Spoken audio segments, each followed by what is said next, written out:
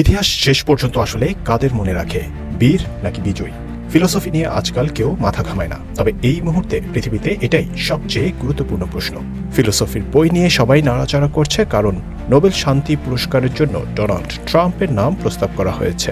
৭৯ বছর বয়সী মার্কিন প্রেসিডেন্টের নোবেল পাওয়া না পাওয়া এখন নির্ভর করছে দর্শনের নিরীহ এই প্রশ্নের উপর। কিভাবে নোবেল পেলে ট্রাম্প অনায়াসে ঢুকে যাবেন Mother Teresa, Nelson Mandela, Dalai লামার মতো বীরদের কাতারে। বিশ্বের অন্যতম সেরা বিত্তশালীদের একজন ট্রাম্প। তিনি বিজয়ী, কোনো সন্দেহ নেই, কিন্তু তিনি কি বীর? সততা ছাড়া বীরত্বের বিষয়টা যে ঠিক পোক্ত হয় না। এখন পর্যন্ত সাতটি যুদ্ধ থামিয়েছেন, আদতে সেগুলো ছিল সিজফায়ার।